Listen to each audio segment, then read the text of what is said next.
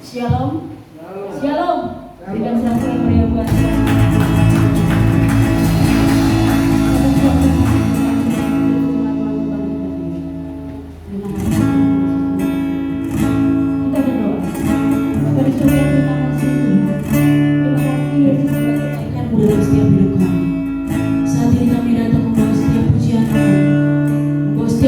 syukur kami kepadamu Tuhan.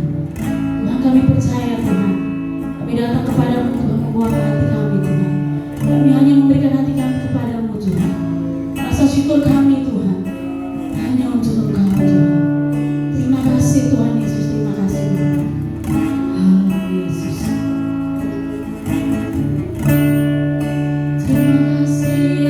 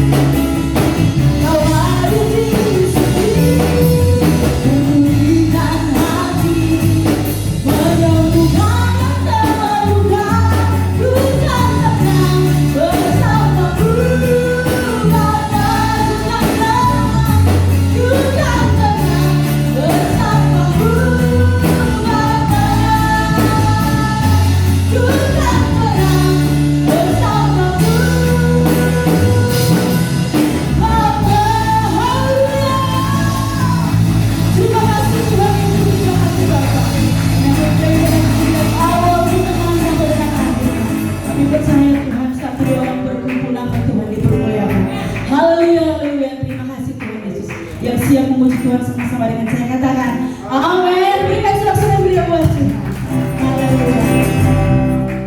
Terus memuji Tuhan. Share. Haleluya. Hallelujah.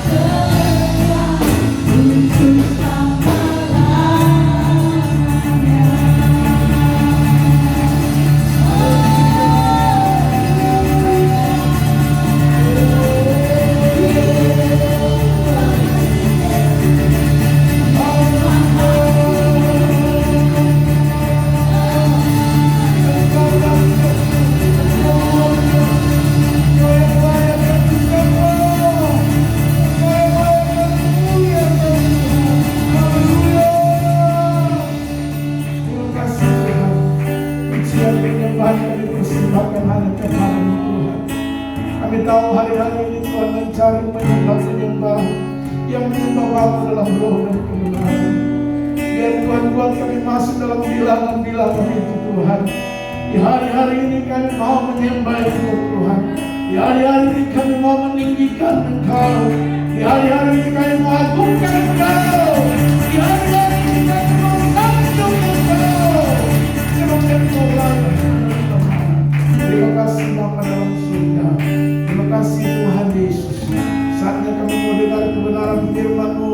Tuhan tolong kami semua. Biar kebenaran firman Allah kami saat ini lagi menolong, memberkati kami semua, memberikan kami jalan keluar atas setiap persoalan dan masalah hidup kami.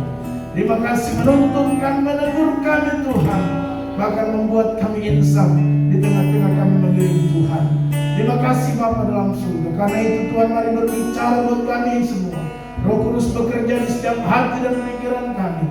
Kami percaya, kami yakin Tuhan, ketika firman Allah dibentangkan, akan sesuatu terjadi dalam hidup kami Tuhan.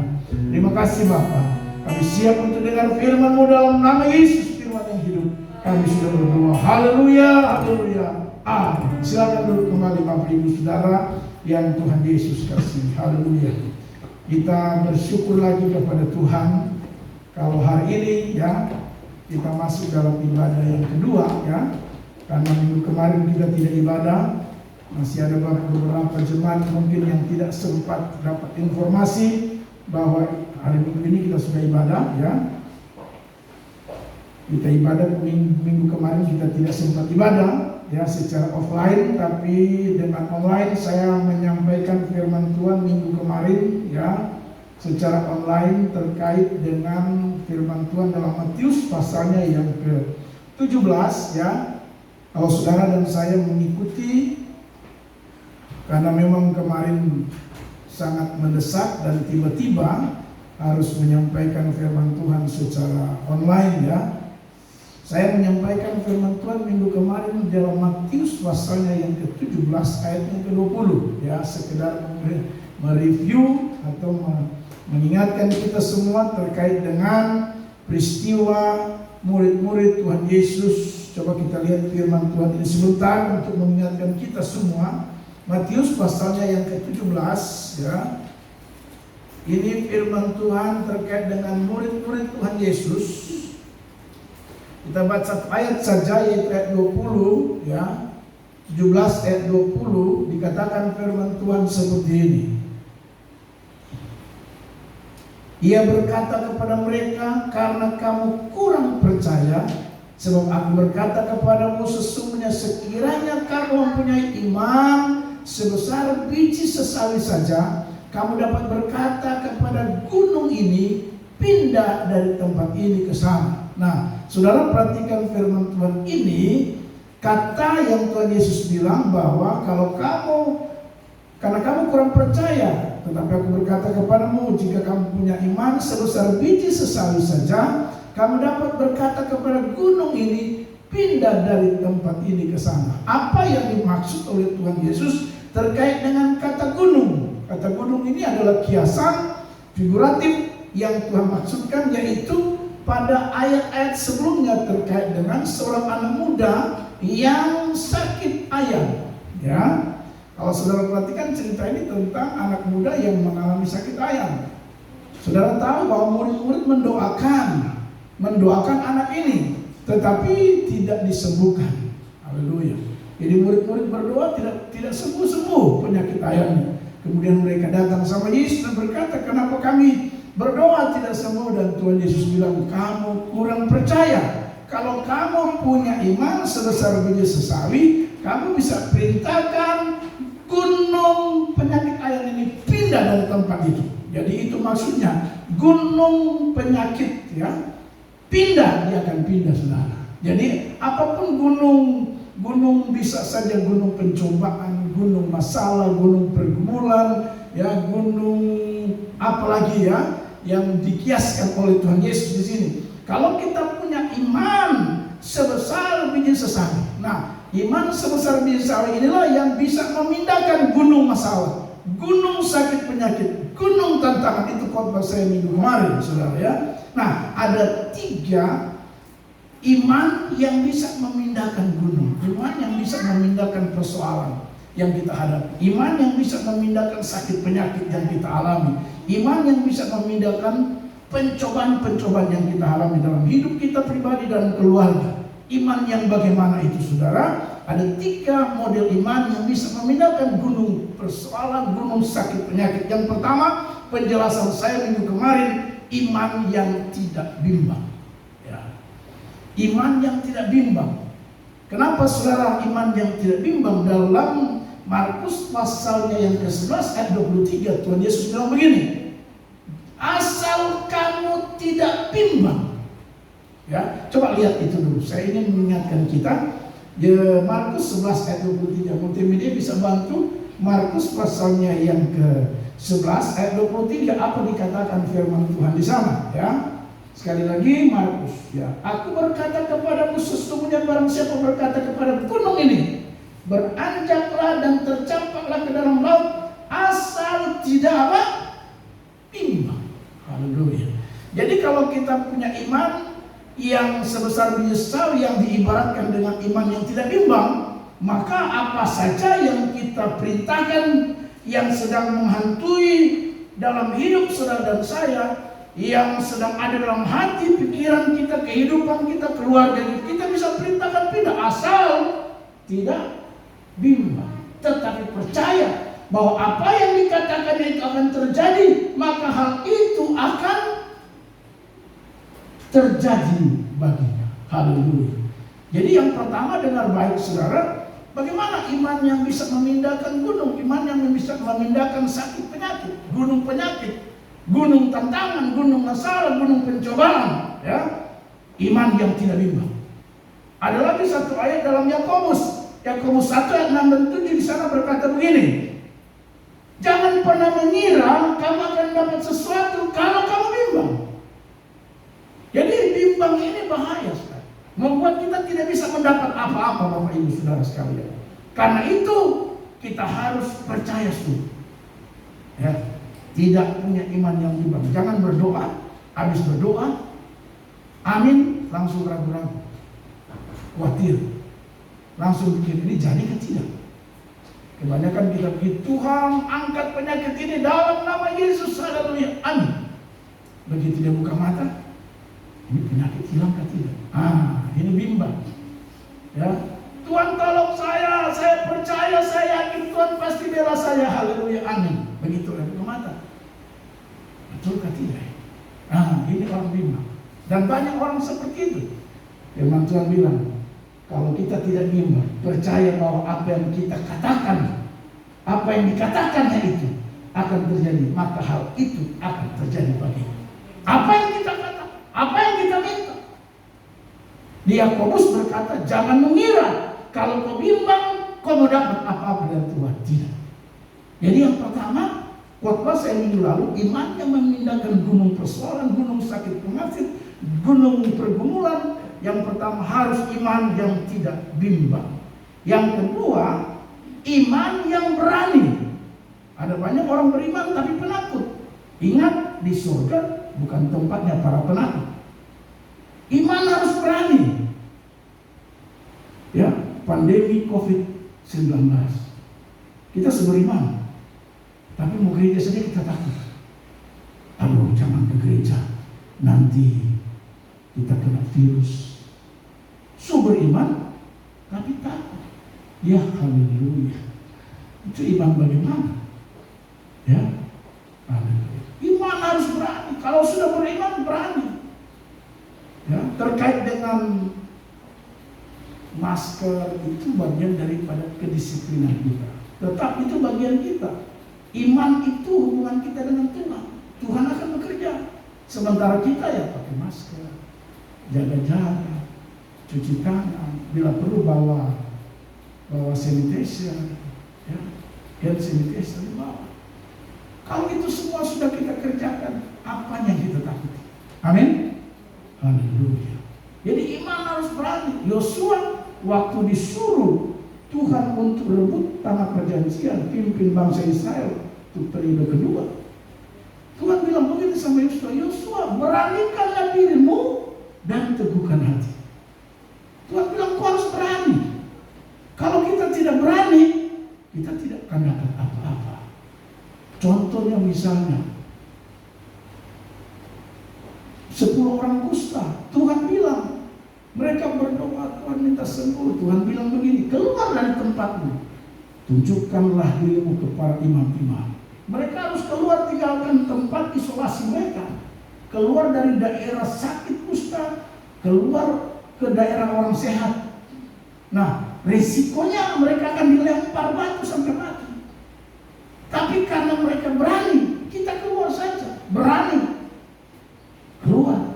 Dalam perjalanan menuju imam terjadi mujizat, mereka disembuhkan karena berani. Coba kalau dia takut, aduh jangan, kita keluar nanti dapat lempar atau mati, biar sudah tahu sakit kusta sampai mati di sini, tidak akan dapat bermujizat, tidak akan disembuhkan. Tapi karena mereka berani keluar meskipun ada risiko, itu yang disebut dengan berani. Iman harus berani, saudara. Misalnya contoh, saya panggil Pak Simon. Pak Simon datang ambil 5 juta di saya. Tapi Pak Simon, aduh, ada corona. Kira-kira dia mau dapat 5 juta kan tidak? Ini contoh saya. Saya telepon nih, Pak Simon datang ambil uang 5 juta ini. Untuk kau punya mau pakai apa? Tapi Pak Simon takut. Iman, dia saya sumber doa iman. Tapi tidak mau keluar rumah. Takut karena corona.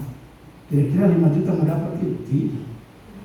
Itu contoh, saudara ya. Jadi kita harus punya iman yang berani, saudara. Tidak boleh kita iman langsung penakut, takut, saudara. Ya. Khotbah saya hari ini akan ada hubungannya dengan firman Tuhan. Jadi kita harus iman yang berani. Itu iman yang bisa memindahkan gunung persoalan, gunung pergumulan, gunung sakit penyakit, gunung pencobaan. Dan yang ketiga, iman yang disiplin. Jadi iman harus disiplin. Jangan iman tak keluar. Ada orang beriman tapi hidup sembarangan, nggak bisa. Kalau kau beriman tapi hidup sembarangan, saya yakin kita tidak akan bisa memindahkan gunung persoalan, gunung pergumulan, gunung sakit penyakit. Bagaimana bisa kita memindahkan gunung sementara kita hidupnya tidak sembarangan, hidup tidak sesuai dengan aturan firman Tuhan, hidup tidak sesuai dengan apa maunya Tuhan. Tapi beriman. Kan banyak orang percaya sekarang begitu, orang Kristen tapi hidupnya tidak sembarangan. Iman model begini, iman yang tidak bisa memindahkan gunung. Masalahmu tambah banyak sampai kita menderita sendiri. Jadi iman itu harus tetap, ingat baik-baik, harus disiplin. Disiplin maksud saya ikut aturan mainnya, ikut aturan firman Tuhan. Iman tapi ikut aturan firman Tuhan. Jangan beriman tapi kita tidak ikut aturan firman Tuhan. Kira-kira itu khotbah saya minggu kemarin, saudara. Nah, hari ini saya akan menyampaikan firman Tuhan di dalam Roma 8 ayat 28. Mari kita lihat firman Tuhan ini. Satu firman Tuhan buat kita. Roma pasalnya yang ke-8, ayatnya yang ke-28. Mari kita baca secara bersama-sama karena firman Tuhan ini hanya satu ayat saja, ya. Roma pasalnya yang ke-8 ayat 28. Pada hitungan yang ketiga kita baca secara bersama-sama. 1, 2, 3.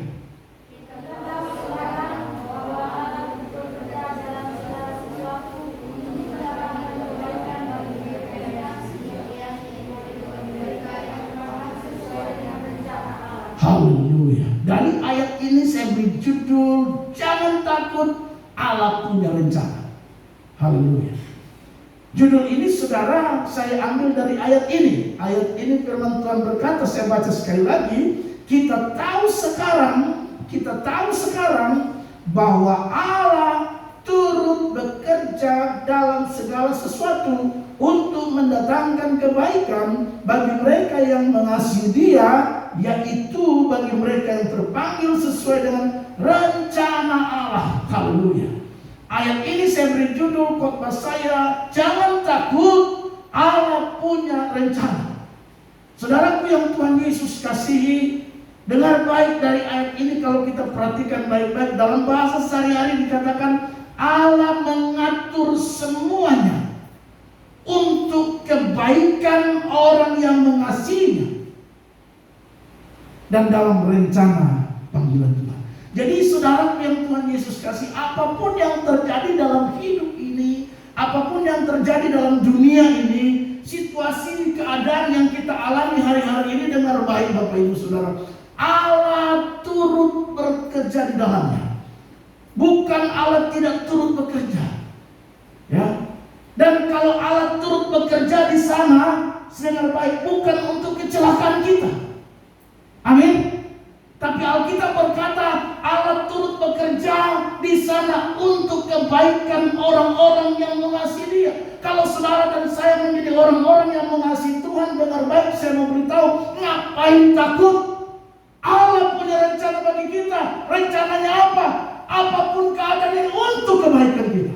Mau bencana model apa, saudara, saya mau beritahu, karena perlu tahu, karena Allah punya rencana buat kita untuk kebaikan. Amin. Haleluya. Allah mengatur. Dengar baik, pandemi COVID-19 ini bukan berarti Tuhan membiarkan kita. Bukan Tuhan angkat tangan. Dia bekerja melalui pandemi. Dia bekerja melalui tsunami. Dia bekerja melalui bencana alam. Dia bekerja melalui tanah longsor. Dia bekerja melalui badai-badai apapun untuk kebaikan orang-orang yang mengasihi Dia. Karena apa? Karena kita sudah masuk dalam rencananya. Amin. Kalau begitu, untuk apa kita takut? Haleluya. Makanya tema khotbah saya, jangan takut, Allah punya rencana.